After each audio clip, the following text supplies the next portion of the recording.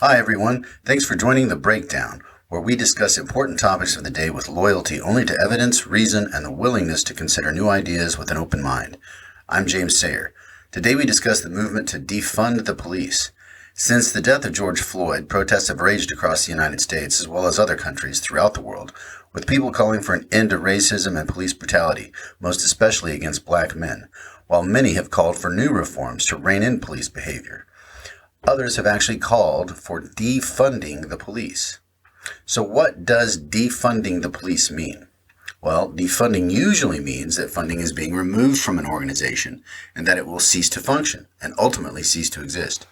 While there are a few far-left activists who actually support this notion of defunding the police and abolishing a police force, most support using the defund the police slogan actually in a way that supports more of a restructuring or reorganization of the police, with reallocation of some police funding to various social service agencies to deal with issues that may not necessarily require the use of police, but instead use social workers, paramedics, and therapists or counselors for dealing with issues such as homelessness, drug addiction, parking violations, and other generally non-violent offenses. Already in Minneapolis, Minnesota, and San Leandro, California, the city councils there for these two cities have voted to defund the police, at least partially.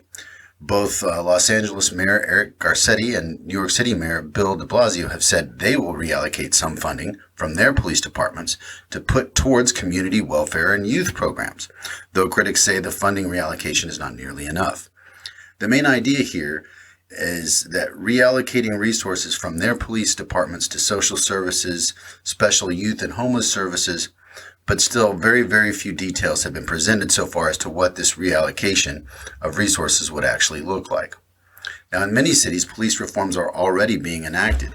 In Colorado, the state has just voted to end qualified immunity for police, so that individual officers may be sued in civil court for damages related to their performance by those harmed by negligent or abusive police actions. Colorado, along with other localities like Louisville, Kentucky, are now requiring police to activate their body cameras on every call. It is not very hard to envision all police across America being required to do so for the protection of both citizens and police lawfully and responsibly executing their duties. This is a most reasonable requirement with very little justification for doing otherwise. Now, other cities such as Minneapolis and Portland, Oregon, are already having police officers, also known as school resource officers, being removed from public schools. In Seattle, currently protesters have established a 6-block area known as the Capitol Hill Organized Protest, also known as CHOP, which includes an abandoned police precinct. The protesters there have largely been peaceful, and police have stayed out of the zone up until around 2:30 a.m. on Saturday, June 20th, when a shooting in the area following a Juneteenth celebration resulted in one wounded person and one dead.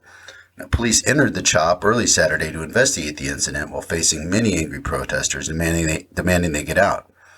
According to reports in the Post, the AP, and CNN, police progress to the scene of the shooting was hampered by angry protesters, and the continued interference from protesters impeded their investigation. By the time police were able to get to the scene, people had already driven the two men who had been shot to the hospital, where one was pronounced dead. A second shooting near the CHOP area was reported yesterday, but few details have been given at this point. The CHOP has been patrolled by citizen patrols with individuals called sentinels. Some are unarmed, others have knives or clubs, some have been spotted carrying firearms, AR-15s in some cases. Many protesters within CHOP have stated they believe things are safer under sentinel patrols than with the actual police. That may be the feeling to some on the ground in the CHOP, but it is very difficult to see how having a group of untrained, unidentified, armed guards with no official authority to exercise law enforcement powers, it's hard to see how this is going to end well. Gathering evidence properly, performing crime investigations where identifying and preserving evidence is absolutely crucial. This requires serious professional training that cannot be attained by merely walking around with a weapon. This sort of left-wing community policing serves as a means of a temporary demonstration against a broken system, and communicates a very important message to police that we will not tolerate poor performance, abuse, or racism from within their ranks any longer. But we absolutely need trained police to perform law enforcement, not mob rule. and not untrained and unaccountable vigilantes. This is trading one form of tyranny for another. We need a new, better type of police, not no police. This burgeoning sort of vigilantism is truly a recipe for lawlessness and disaster, and we should run from it as fast as we can. Also, President Trump signed an executive order to create federal incentives through the Justice Department for local police departments that seek independent credentialing to certify that law enforcement is meeting higher standards, such as a ban on using chokeholds, except in the officer's life being at risk. This executive order also incentivizes local departments to bring on experts in mental health, addiction, and homelessness as co-responders to help officers manage these complex encounters. The order also encourages better information sharing to track officers with credible abuses to prevent them from moving from one department to the next, which has been a problem. The executive order's incentives for reform are pretty much based on the stipulation that only departments that adopt these reforms might be eligible for discretionary grants from the Justice Department. Now, there are some good ideas here to perhaps encourage more humane, fair, and accountable policing, but absolutely nothing within this executive order would actually require any police department to change its behavior at all if it doesn't want to. So the House and Senate Democrats have also submitted their own proposal, a sweeping reform bill largely drafted by the Congressional Black Caucus, and it's called the Justice and Policing Act. Now, it would prohibit all police from using chokeholds and carotid holds. It would create a national registry to track police misconduct, lower legal standards to pursue criminal and civil penalties against individual police for misconduct. So that's sort of limiting the qualified immunity, limiting it versus completely eliminating it. Also would include a ban on certain no-knock warrants. Plus, it would limit the transfer of military-grade equipment to state and local law enforcement agencies, and would require all federal uniformed officers to have body cameras and for all federal police vehicles to have dashboard cameras. The act would also ban federal officers from racial, religious, or discriminatory profiling, and the law mandates training for federal officers against racial, religious, and discriminatory profiling. Grants would be offered to state and local law enforcement agencies to adopt the new federal policing standards. This proposal is the most extensive of any offered currently and requires that many changes be made to how policing is currently done within the United States. Also in the Senate, the GOP too has sponsored their own police reform bill called the Justice Act. Led by South Carolina's Tim Scott, the lone black GOP senator, this proposal would increase federal reporting requirements for use of force, no-knock warrants, and also increase penalties for false police reports, which is a good thing. It encourages chokehold bans through this added transparency and by withholding funding for units without bans on chokeholds, except when deadly force is authorized. The bill also attempts to increase the use of police body cameras through grant programs for police departments who use them, and it creates a database of police disciplinary records for law enforcement departments to use in their hiring practices. It also makes lynching a federal crime, which is about time, don't you think? And it directs the Justice Department to develop and provide training on de-escalation tactics and to implement duty to intervene policies. The bill also includes some provisions similar to ones proposed by Democrats, such as the creation of a commission on the social status of black men and boys, which would study and report on conditions affecting young black men and boys, as well as the National Criminal Justice Commission Act to perform a review of the criminal justice system. And it also makes it illegal for a police officer to engage in sexual relations with an individual who is being detained or in custody. Yeah, good idea. This bill is supported by President Trump, and like his executive order, there are some good ideas in here. But there is very little that would force police departments to actually change their ways. It is mostly grant incentives, which police departments may choose to ignore. So, the only bill that could actually pass Congress and get signed into law would be the Republican bill, which does not go nearly far enough. It has very few teeth whatsoever. The Democratic bill, which has extensive police reform mandates plus grant incentives, could not even get a vote in the Senate, as Mitch McConnell has already said he would not bring the bill up for a vote, as he described it as typical Democrat overreach. Now, if meaningful reform of police conduct is to be enacted at the national level, Democrats will need to win the White House, hold the House, and retake the Senate. That is the only way that Democrats will be able to pass significant police reform in Congress and get it signed into law. So, Democrats need to focus on doing whatever it takes to win big in November if they want serious police reform. If they do, when Biden and the new crop of Democratic lawmakers take office, they can get their bill passed in Congress. Now, there are some examples from other countries that give us some idea of what a new policing approach might look like. In Sweden, they have what they call health teams, where mental health professionals have been deployed since 2015 onto the streets of Stockholm, Sweden, without police officers. Stockholm has a mental health ambulance, which has an emergency vehicle with 2 trained nurses and a driver. And it's designed for trained professionals to deal with individuals experiencing a psychiatric emergency. And this allows to free up police resources to allow officers to focus on the fields that they are experts in, according to Andreas Karlborg, who's managing director of North Stockholm Psychiatry, as this was quoted in the Washington Post. Now, in Scotland, violence has been treated more as a public health issue with a focus on prevention through the use of what they call violence prevention units, where doctors, nurses, and paramedics travel to schools around Scotland sharing graphic stories about patching people up after knife fights. This program has former offenders patrol emergency hospitals seeking out people at a reachable moment, plus special work programs for former offenders to get work experience and learn from on-site mentors. Though it is unclear how much change is due to the violence prevention units, Glasgow's homicide rates have dropped dramatically.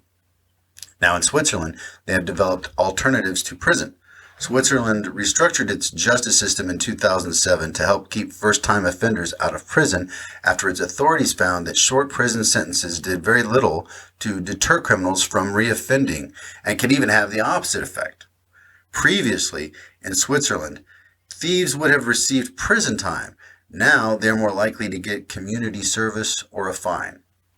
In Finland, they provide extensive assistance to the homeless. They offer homeless a stable, permanent home, as well as support services to help with finding employment and dealing with addiction recovery. Finland is the only country currently in the European Union where homelessness is actually on the decline. Since launching its Housing First program in 2008, the number of long-term homeless has dropped by more than 42%, and there is only one 52-bed shelter in all of Helsinki. England and Wales police are overseen by Her Majesty's Inspectorate of Constabulary, an independent body that carries out inspections, writes reports, and makes recommendations. This oversight body can essentially defund the police by withholding about half the police budget. The threat of losing that funding is a powerful incentive for local police chiefs to keep their departments in line. In the Washington Post, according to criminologist Lawrence Sherman, the question of how you keep a rogue department under control shouldn't have an answer that says, get the right police chief. The answer should be, have a high-level, large population electorate overseeing a regulatory process that is applied impartially, without fear or favor or local friendships. Of course, the U.S. will have to develop its own approach to reorganize policing and reinvest in communities. Different states, cities, and towns will need to develop their own approaches that work best for their specific needs, which can vary dramatically. Missoula, Montana will have a very different set of policing needs from that of New York City. But certain national standards should be in place, such as ending chokeholds, requiring officers to wear and use body cameras, ending or drastically limiting no-knock warrants, and ending racial and religious profiling, and being able to sue a police officer for violating your constitutional rights, which is ending full qualified immunity, as well also as decriminalizing marijuana, if not all drug use, and the decriminalization of homelessness. Police unions, they're going to have to be dealt with, and it's not going to be easy. A lot of the issues concerning police accountability involve the large role that police unions have in protecting their members. Many cities and states will need to revise their agreements with police unions whose collective bargaining agreements allow for arbitration that often shields officers guilty of misconduct from being discharged, even against a police chief's will. One estimate from CBS and 60 Minutes says police chiefs who fire officers for misconduct are required to rehire those officers about 50% of the time because of these arbitration rules.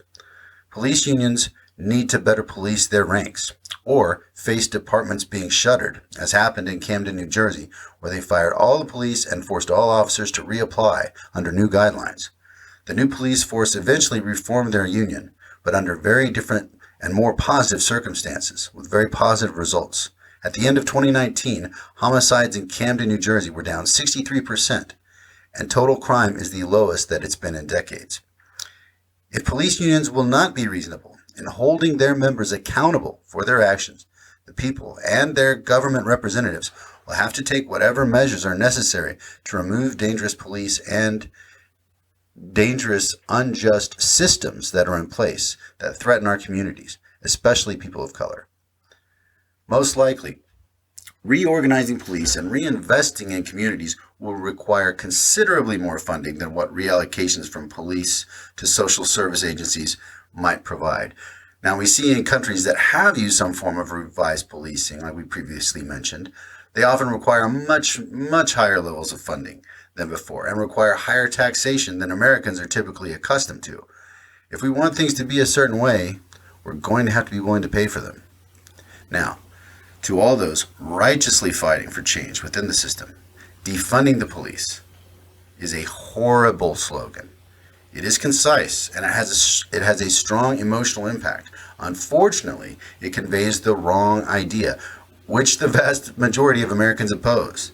According to 4 different polls analyzed by 538, support for defunding police averages about 31%, and opposition to defunding police averages about 58%. Abolishing the police is truly nonsense, and every person seriously fighting for police reform should say so if they wish to have a seat at the adults' table. Now, to those calling for defunding the police, you need to come up with a better slogan, quickly. If you have to explain what defunding the police really means, which is not it's not really what it says, you have a bad and confusing slogan. And it is confusing. Some activists are saying, yes, abolish the police, while others are lecturing us that that is not what defund the police really means, and that it's about a reallocation of resources, social services. These are 2 conflicting definitions within the protest community. That's confusing to the general public. This approach will both confuse and alienate the majority of U.S. voters, especially the crucial swing voters needed to win the presidential election in 2020, as indicated by numerous polls that show support for police reform, but not defunding the police. Now, a better slogan would be police reorganization and community reinvestment. 5 words that tell you exactly what you are doing. Much better than a radical and emotional slogan that sounds like abolishing the police, which most Americans are just decidedly against. Also, activists, you need to be specific about how your plan will work and how much it's going to cost. You cannot expect voters to support your initiatives if you cannot clearly and succinctly explain to people how it's going to work and how much it's going to cost taxpayers. And you're not going to be able to have a functioning, civilized society without armed police who are prepared to use force as necessary. Typically, nonviolent situations where social workers, counselors, and paramedics might be employed instead can still turn dangerous. The enforcement of laws requires an underlying threat of the use of force if one does not comply. Otherwise, there is little incentive for citizens to listen to police or to obey laws if the laws have no teeth and the police have no means to coerce citizens to comply with our laws. Experimentation, which involves trial and error, it's inevitable. There is no one-size-fits-all approach. Even though we are demanding major reforms right away, we will need to have some patience in how these changes are implemented. Some will work well, others will not. We will have to be willing to tweak things and make these changes to policing as we go along. Restrictions on police will need to be limited enough to still encourage people to join the force. If we make it too onerous to be a policeman, then we may have trouble keeping police on the job. We need to think not only about a new type of policing, but a new type of police policeman or policewoman. Police will need to be better trained, better educated, and better paid, too, if we want to ensure higher standards and better performance from law enforcement. Police are frequently overworked and underpaid for their jobs. Well-qualified, high-performing professionals need to be paid well for their efforts and given the resources they need to succeed in their work. While individual police should be sued for violating someone's constitutional rights, ending full qualified immunity, laws should still retain some aspects of qualified immunity for situations where split-second, reasonable decisions made in good faith accidentally result in harm or damage to others. Otherwise, we're going to have a very, very difficult time recruiting police officers of any stripe to take the job. Also, I want to give a special thanks to Big Tech for producing the phone cameras that have performed so well in showing the extent of police brutality against black men, and more recently against protesters in the news media as well. We would still likely be stuck in a repeating cycle of denial of police corruption and abuse if not for the damning footage from these cameras. So, thanks for the cell phone cameras, Big Tech. Good looking out. Also, of great importance to everyone who may at some point, fall afoul of the law, please do not resist or fight the police. There is no justification for resisting arrest or fighting a police officer. You are required by law to comply with the police officer's lawful commands. You must submit to lawful searches and seizures and warrants. Yes, if they present a warrant, open up, let them in. All right? And if they place you under arrest, you are obliged to surrender yourself to authorities. If you fight with a police officer, the scenario escalates to a deadly confrontation almost immediately. A police officer usually carries at least 4 weapons. That's pepper spray, a baton, a taser, and a firearm. If you engage in a physical confrontation with a police officer, that officer knows you may be able to disarm him or her of one or more of their weapons and be able to use that weapon against them, their partner, or others. An unacceptable situation they cannot allow. So, if you're going to fight with a police officer, be ready to have overwhelming, if not deadly force used against you and for the public to support it, because no society can enforce its laws if its citizens do not respect those laws and obey the officers who enforce it. But officers also must faithfully and responsibly execute their duties in a fair, ethical, and reasonable way that can help it to improve their tarnished image and repair the public trust and support they have lost as a result of widespread police abuse. So, that's it for this episode of The Breakdown. We hope this show has given you some ideas to consider about serious police reform within the United States. On our next episode, we're going to discuss the art of persuasion, why it's so important, and how to do it. Should be pretty interesting and useful. I look forward to talking to you then. Take care.